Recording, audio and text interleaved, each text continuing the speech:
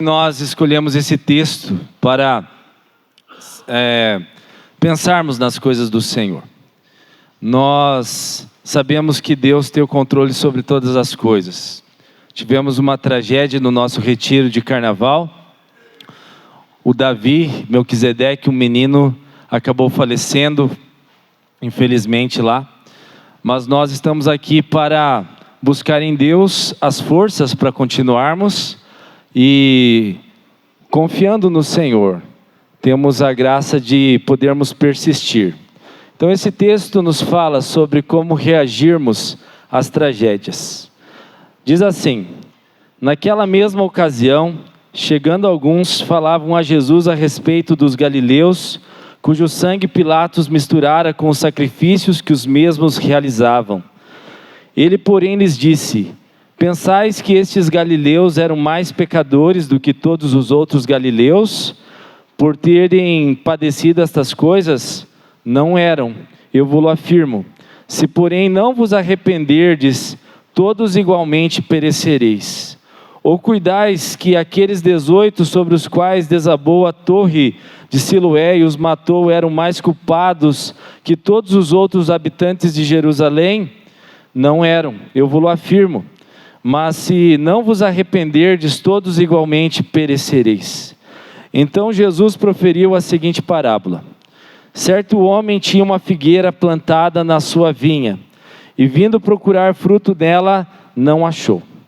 Pelo que disse ao viticultor: há 3 anos venho procurar fruto nesta figueira, e não acho. Pode cortá-la. Para que está ela ainda ocupando inutilmente a terra? Ele, porém, respondeu: Senhor, deixa ainda este ano, até que eu escave ao redor dela e lhe ponha estrume. Se vier a dar fruto, bem está, se não, mandarás cortá-la. Oremos, irmãos. Senhor amado, muito obrigado, porque posso compartilhar a palavra com os meus irmãos nesse momento. Peço que na sua misericórdia o Senhor venha até o nosso encontro e nos permita, ó Deus, termos a palavra gravada em nosso coração. O Senhor sabe da necessidade que temos, ó Deus, de podermos, ó Pai, reagir a situações adversas como esta que aconteceu nessa última semana. E nós clamamos ao Senhor que nos dê encorajamento, nos dê, ó Deus, a palavra do Senhor, que o Espírito Santo, acima de tudo e todos, fale nesta noite, neste lugar, em nome de Jesus, amém. No livro que relata a vida da esposa de Charles Haddon Spurgeon, ela se chama Susannah Spurgeon, é narrado um evento que aconteceu no dia 19 de outubro de 1856. O pastor Charles Haddon Spurgeon ia pregar naquela ocasião num grande teatro da cidade de Londres, chamado Surrey Gardens Music Hall. E naquele lugar, as pessoas estimuladas pela pregação daquele grande pregador se reuniram em torno de 10.000 pessoas. Spurgeon ficou tão apavorado com aquela situação que ele pensou assim: vou cancelar esse culto, eu não quero pregar por esse tanto de gente. Mas as pessoas estavam tão empolgadas com a sua pregação que ele fez a pregação. No meio daquela multidão haviam alguns inimigos de Spurgeon, e eles começaram a gritar: fogo, fogo, está pegando fogo. E a multidão começou a entrar em desespero e eles saíram correndo dos seus bancos. Spurgeon tentava acalmar a multidão, dizendo para que eles descessem com calma, mas eles não ouviram Spurgeon e houve muita correria. O resultado foi que morreram 7 pessoas. 28 pessoas ficaram muito feridas naquela confusão. Spurgeon teve que ir para a casa de um dos seus diáconos, e lá ele passou muita angústia e dor por causa daquilo que aconteceu. Mas seus irmãos vieram até lá, e cantavam e oravam junto com eles e com a família. Ele, a esposa e suas filhas, seus filhos gêmeos, se eu não estou enganado. E Spurgeon, então, ele renovou suas forças, entendendo que Deus seria glorificado na sua vida, independente do que lhe acontecesse. Mesmo com todos os falsos boatos, Spurgeon estava certo de que Deus trabalharia na sua vida e através da sua vida, independentemente do que acontecesse. Nós estamos sentindo ou sentimos a dor e angústia por causa do Davi, mas nós podemos nos reerguer em Cristo Jesus. A palavra de hoje vai nos tratar de como reagirmos às calamidades. Calamidade é uma grande perda, é uma catástrofe. Jesus estava falando de dois assuntos às multidões: o juízo vindouro, no qual eles deveriam estar preparados para se encontrar com Deus, e estava tratando também da necessidade deles acertarem sua vida com Deus e uns com os outros, enquanto era tempo. Foi então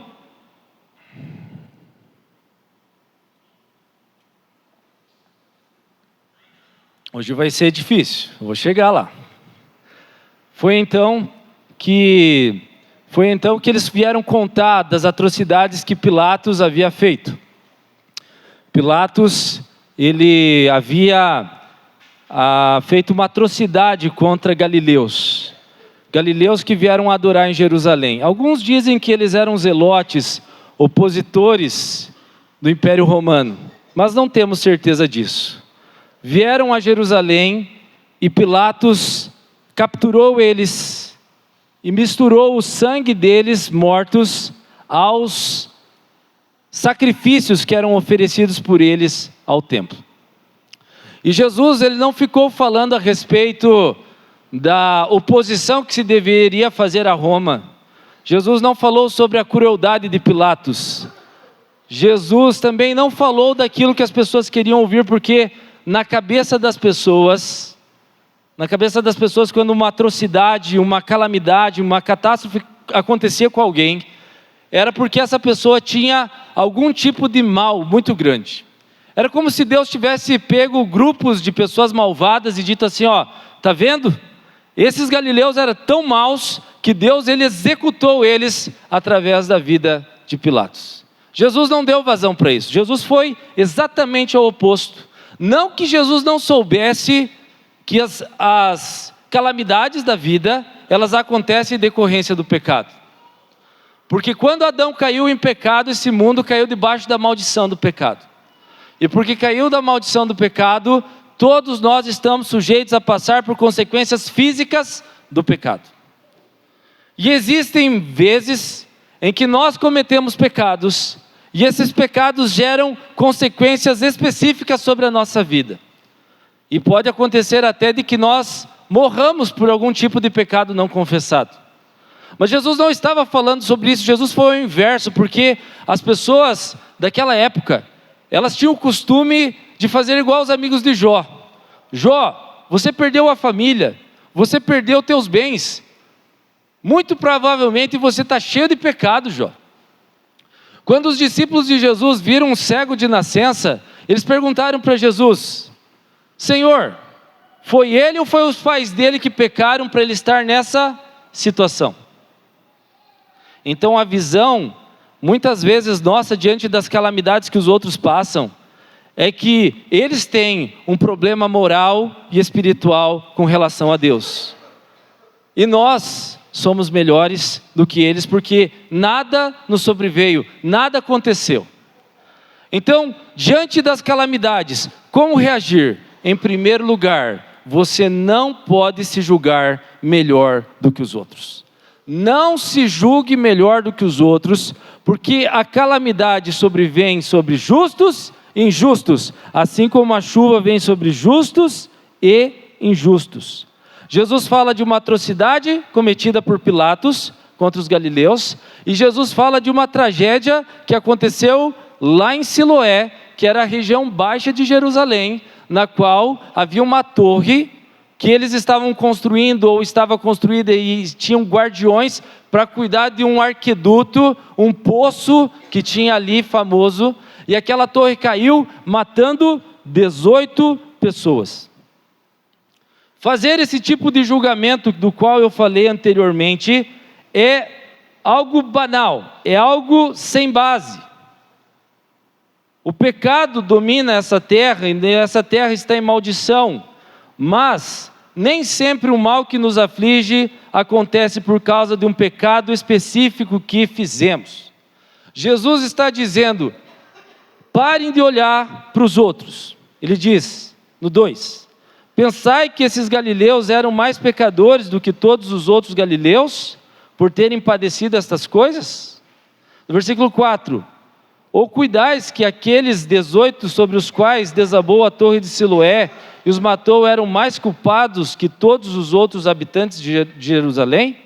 Quer dizer, Jesus está dizendo assim: você acha que a atrocidade cometida por Pilatos foi causada porque eles eram um grupo de malvadões, piores do que vocês, piores do que os outros galileus? Ou você acha que a torre caiu sobre aquelas 18 pessoas de Siloé porque eles eram piores do que vocês? Não, não eram, porque a Bíblia diz: não há justo, nenhum sequer, não há quem busque a Deus, não há quem o invoque, todos se tornaram a uma inúteis. E todos nós precisamos da misericórdia de Deus. Então, ao invés de você ficar olhando para a calamidade que atingiu alguém de uma forma julgadora, de uma forma de juízo temerário, sem base, olhe para dentro de você. O texto está dizendo assim, Jesus está dizendo: pare de olhar para os outros como se eles fossem piores que você quando acontece uma coisa ruim com eles. Olhe para você e veja, você já se converteu? Você está pronto para se encontrar com Deus? Você sabe que estava no mesmo lago que aquele menino e não aconteceu com você? Sabe por que não aconteceu? Por causa da graça de Deus que não aconteceu com você, ou com um dos teus filhos.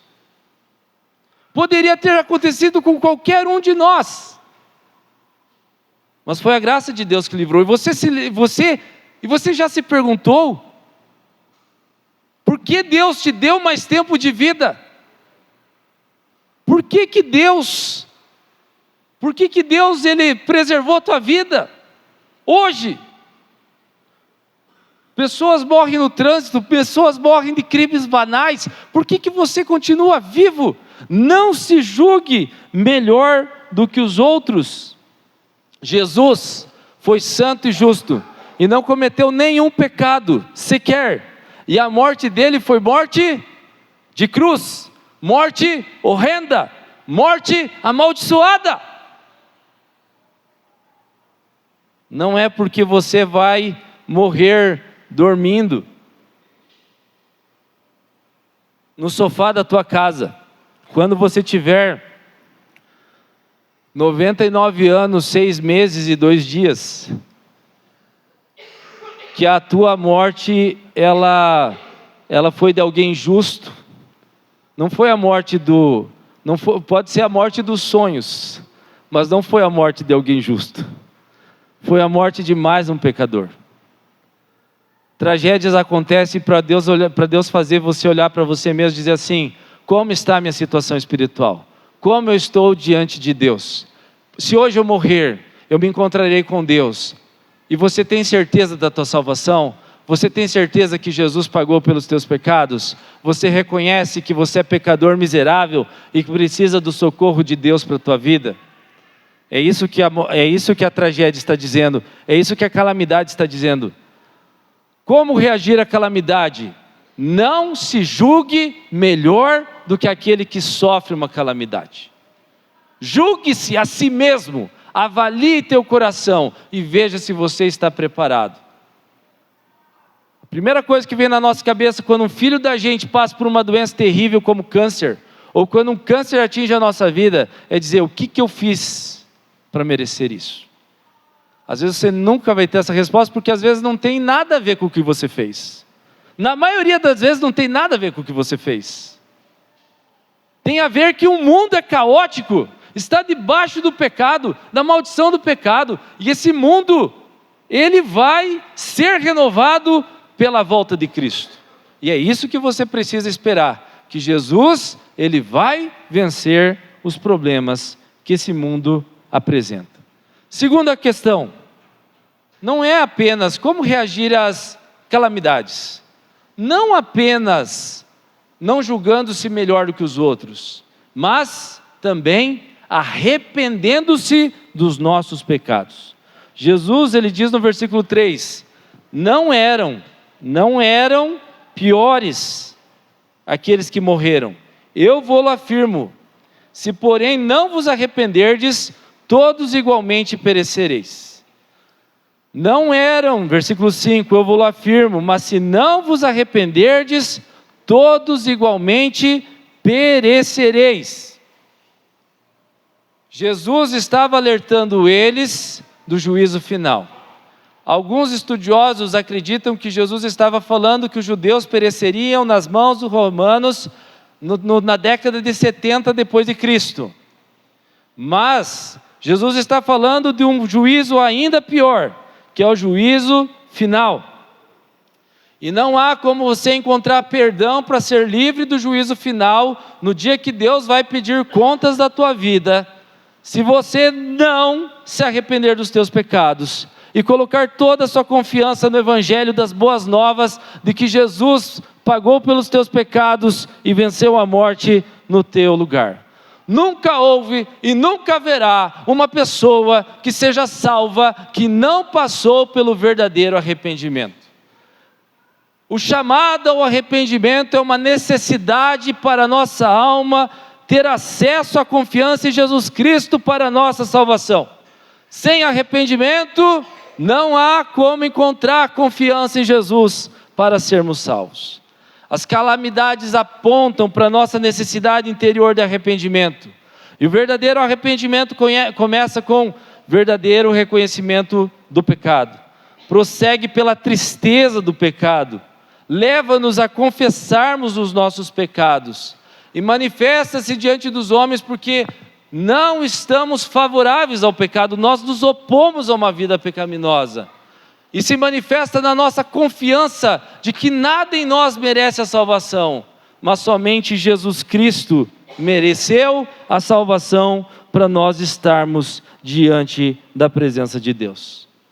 Pior do que massacres, do que chacinas que aconteceram em escolas, pior do que tragédias naturais, pior do que batidas e acidentes, pior do que tudo isso, a maior tragédia da vida humana é nós nos encontrarmos com Deus despreparados para recebermos o veredito final de nossas vidas.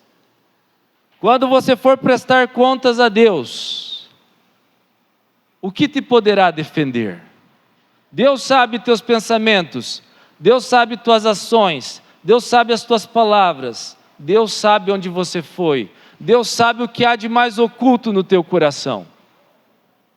Só há um que pode te livrar da ira de Deus: Jesus Cristo, que derramou sua vida na cruz. E ao derramar sua vida na cruz, Ele sofreu a maldição do pecado no nosso lugar. Jesus é o caminho, a verdade e a vida. Arrependei-vos e crede no Evangelho, para que vossos pecados sejam cancelados. A calamidade fala da necessidade de se arrepender. É urgente o arrependimento.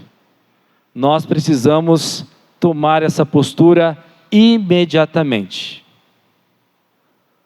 Mas não é apenas não nos julgarmos melhores do que os outros, e não é apenas nos arrependermos. A palavra de Deus, ela fala assim de que lidarmos com as calamidades implica em frutificarmos. Diz o versículo 6, então Jesus proferiu a seguinte parábola: certo homem tinha uma figueira plantada na sua vinha, e vindo procurar fruto nela, não achou. O fato da figueira estar plantada numa vinha é porque não existem muitas regiões férteis em Israel. Então foi escolhida uma região perto de onde já se produzia frutos. A figueira fala de Israel. E a figueira também é uma representação de nós, igreja. Uma figueira que foi colocada num lugar fértil fala do privilégio que Israel recebeu. Israel recebeu as leis de Deus, recebeu as promessas do Messias prometido, recebeu a vinda do Salvador na sua presença. mas eles rejeitaram todos os privilégios e todos os benefícios.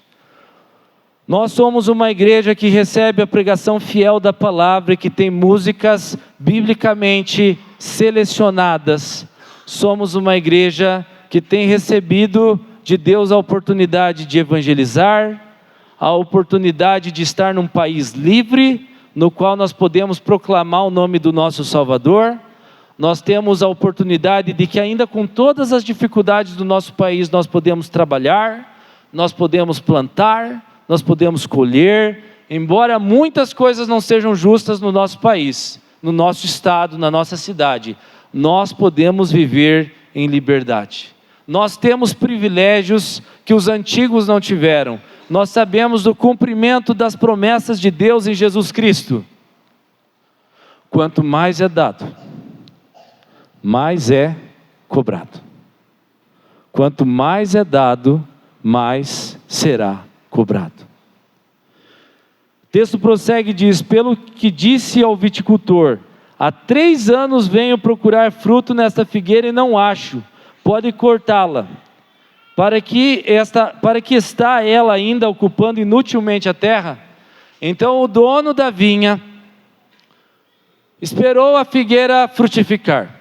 Normalmente as figueiras frutificam em 3 anos. Mas talvez ele tenha esperado mais, porque existem figueiras que frutificam com mais tempo. Então ele foi lá, depois do período, abriu as folhas da figueira, colocou a mão dentro da figueira e procurou se havia frutos. E não encontrou frutos. Passou-se 1 ano.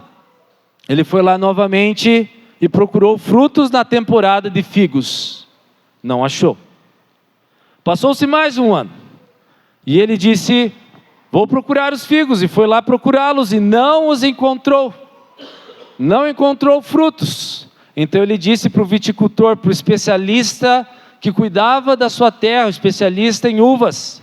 Ele disse: arranque fora, porque não adianta ter uma árvore que está apenas ocupando espaço. Não dá para ter uma árvore que está apenas ocupando espaço.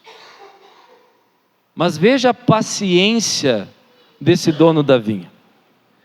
Ele esperou ela florescer, frutificar, esperou 1, 2, 3 anos. Meus irmãos, o fato de não frutificarmos em nossa vida não é consequência da falta de paciência de Deus. Deus tem muita paciência com você e comigo. Porque senão Deus já tinha arrancado a nossa vida daqui. E não tinha levado para o céu. Tinha levado para um outro lugar bem difícil, bem atormentador. A paciência de Deus é incrível. Mas ainda quando Deus ameaça que vai remover o nosso candeeiro, que vai punir o nosso pecado, ainda está lá alguém diante da presença de Deus, sentado à destra de Deus, que diz: vamos esperar mais 1 ano. Eu vou cavar em volta da árvore. Eu vou mandar alguns sinais para essa árvore. Calamidades estão acontecendo ao nosso derredor. O mundo não gira, o mundo capota ao nosso lado. E coisas difíceis estão acontecendo nesse ano da espera. E Jesus está colocando adubo em nossas vidas para que nós frutifiquemos. E no versículo 9 ele diz: se vier a dar fruto, bem está. Se não, mandarás cortá-lo. O que Deus está nos mostrando, meus irmãos, é que nós devemos ser gratos porque Jesus, Ele intercede por nós. E o fato de você estar aqui, nessa terra, é porque existe o Rei dos Reis orando por você. Para que você frutifique, para que você frutifique em oração, para que você frutifique no evangelismo, para que você tenha compaixão das pessoas que estão ao teu derredor, para que o teu trabalho abençoe pessoas, para que o teu trabalho seja feito com qualidade, para que Deus seja glorificado através do teu trabalho, para que teus relacionamentos sejam relacionamentos edificantes, para que você honre a tua família, para que você honre teus compromissos, para que você honre o teu Deus na presença das pessoas. Hoje é o dia da salvação. Hoje é o tempo oportuno para você ter um encontro com Deus. Não desperdice a sua vida. Não desperdice o teu tempo. Não importa se você tem 70, 80 anos, não desperdice a oportunidade que Deus está te dando de viver uma vida gloriosa, apaixonada pela supremacia da glória de Cristo. Não desperdice teus anos vivendo uma vida tola, uma vida fútil, uma vida voltada para o teu egoísmo. Não desperdice a tua vida procurando construir uma casa num lugar paradisíaco, para você simplesmente ficar encostado num sofá o resto da tua vida. Não desperdice a tua vida construindo palácios que vão ser fruto ou resultado de briga entre as pessoas. Invista a tua vida na missão, invista a tua vida em oração, invista a tua vida em abençoar pessoas, invista a tua vida e quando você fizer o teu trabalho, em deixar a marca de Cristo naquela pessoa que está ao teu derredor. Esse é o chamado de Cristo, que você não desperdice a tua vida, que nós não desperdicemos a nossa vida. Meus amados, há um tempo para essa oportunidade acabar. Há um tempo para você entregar a sua vida a Jesus. E há um tempo para você frutificar. Não seja um peso morto na terra. Isso é muito triste. É muito triste quando nos voltamos para o egoísmo e perdemos anos da nossa vida que poderiam ter sido investidos para a glória de Deus. Martinho Lutero só decidiu tratar da sua vida espiritual quando ele viu um colega dele sendo morto por um raio fulminante que caiu do céu. Então ele pensou, e se fosse eu? Que conta eu daria da minha vida na presença de Deus? E se fosse você que tivesse se afogado naquele lago? Estivesse na presença de Deus? Você está preparado para o encontro com o Senhor? Sua vida está pronta para estar com Deus? Diante das calamidades da vida, meus irmãos, nós precisamos julgar a nós mesmos. Não é o que nós fazemos na ceia? Examine-se, pois, o homem a si mesmo, e cada um tome do cálice e beba. Precisamos discernir como está a nossa vida diante de Deus. Diante das calamidades, arrependa-se. Deus está te dando a oportunidade de você ver que você é frágil, tua vida é temporária, nós somos pó, nós somos vulneráveis. Diante das calamidades, frutifique para o Senhor. Tem muita gente precisando de que você dê frutos, frutos espirituais, frutos permanentes, frutos dignos de arrependimento, o fruto do Espírito Santo. Talvez quando mais próximo nós estamos da morte, como diz o texto, que há mais sabedoria na casa do luto do que na casa da festa. Quanto mais perto da morte, talvez seja a maneira mais apropriada para darmos frutos. Deus está trabalhando em nosso coração. Por fim, meus irmãos, desejemos levar nosso arrependimento até os últimos dias da nossa vida. Sempre vamos pecar, infelizmente, até os últimos dias da nossa vida a gente vai pecar. Mas a gente precisa se arrepender. Arrependimento não é uma escolha, arrependimento é uma necessidade.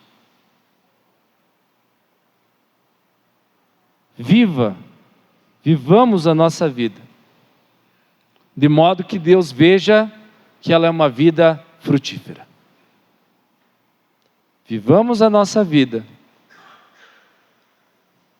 que aos olhos do Senhor, Deus veja que está dando fruto. É uma árvore plantada junto aos ribeiros de água, que no seu devido tempo dá o seu fruto. Você é essa árvore, meu irmão, plantada pelo Senhor. Você é essa árvore que tem raízes profundas em Cristo e gera vida no meio da morte. Então, meus irmãos, sei que tem sido uma semana muito adversa, muito triste. Mas é uma oportunidade também. Uma oportunidade para repensarmos a nossa vida. E para estarmos firmes diante do Senhor. Vamos nos colocar em pé para nós orarmos. Antes de nós orarmos, eu quero que os irmãos cantem aquela música que eles separaram para esse intervalo. Eu quero convidar os presbíteros para virem à frente também.